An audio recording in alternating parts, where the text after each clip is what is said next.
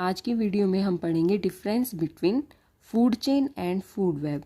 First difference है, जो food chain होती है वो लीनियर सीक्वेंस ऑफ ऑर्गेनिज्म होती है और लीनियरली ही इस फूड चेन में न्यूट्रिएंट्स एंड एनर्जी का ट्रांसफ़र होता है या फ्लो होता है from one organism to another organism. यहाँ देखिए, यहाँ पर हमने एक फूड चेन ली है जिसमें जो प्लांट्स हैं वो ट्रॉफिक लेवल 1 में आते हैं एंड जो प्लांट्स हैं उन्हें प्रोड्यूसर्स बोलते हैं। प्रोड्यूसर्स इसलिए बोलते हैं प्लांट्स को क्योंकि वो अपना फूड खुद बनाते हैं। ठीक है, अब जो ग्रास होपर हैं ये प्लांट्स को एज ए फूड यूज़ कर रहे हैं, तो ग्रास होपर को ट्रॉफिक लेवल 2 में रखा गया है।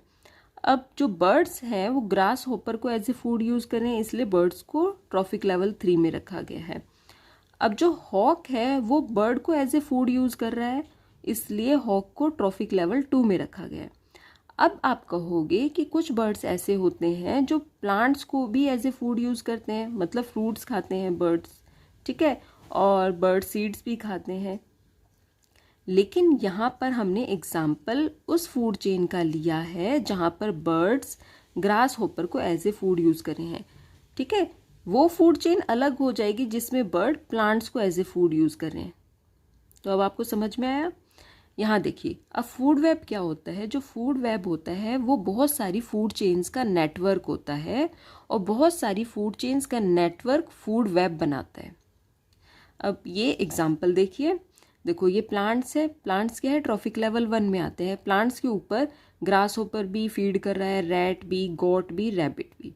ठीक है, अब ये देखो यहाँ पर 4 फूड चेन है। एक फूड चेन ये है, एक फूड चेन ये, एक फूड चेन ये, एक ये, 4 फूड चेन है।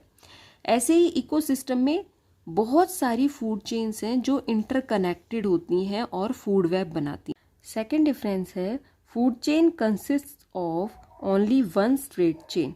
देखो, plants, grasshopper, birds, hawk, ये एक स्ट्रेट फूड चेन है। ये पेपर की शॉर्टेज की वजह से इसको डाउन कर दिया, अदरवाइज ये स्ट्रेट ही है। ठीक है, थर्ड डिफरेंस है, फूड चेन में ये बताया गया है कि अगर एक ग्रुप के ऑर्गेनिज्म डिस्टर्ब होते हैं तो पूरी फूड चेन ही अनस्टेबल हो जाती है। फॉर एग्जाम्पल, अगर इस फूड चेन में से ग्रास होपर की पॉपुलेशन कम हो जाती है तो क्या होगा।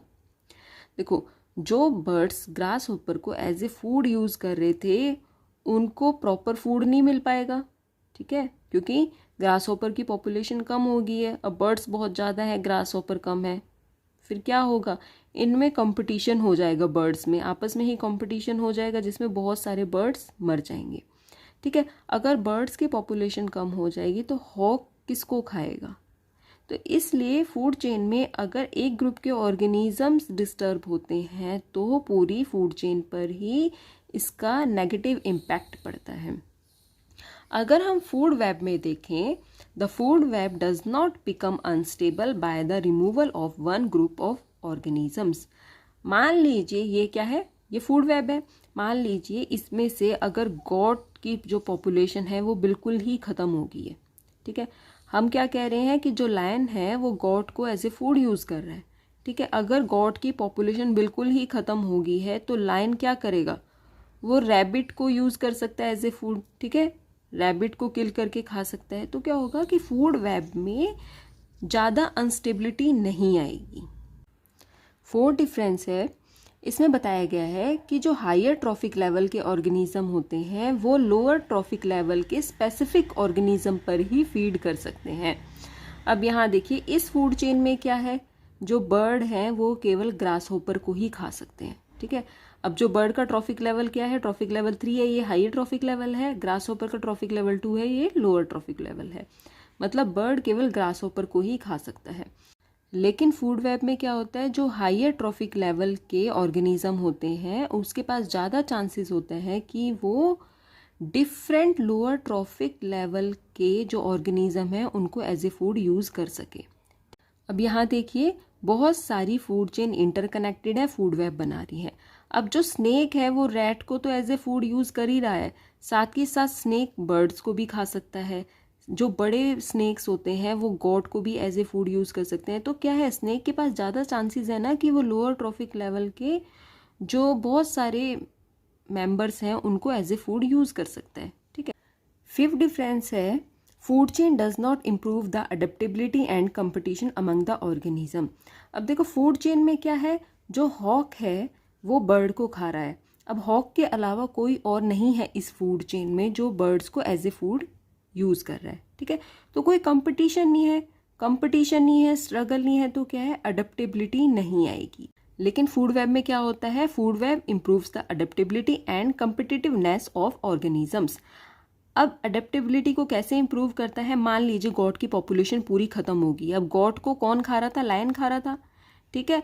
अब लायन क्या करेगा, रैबिट को खाने की कोशिश करेगा, तो उसके लिए उसे कंपटीशन किसके साथ करना पड़ेगा, वोल्फ के साथ कंपटीशन करना पड़ेगा, ठीक है। यहाँ पर यही बताया गया कि जो फूड वेब है वो इम्प्रूव करता है अडेप्टेबिलिटी को एंड कम्पिटिटिवनेस को। जब दोनों में कंपटीशन होगा, जो जीतेगा वही क्या करेगा, रैबिट को मार के खा जाएगा।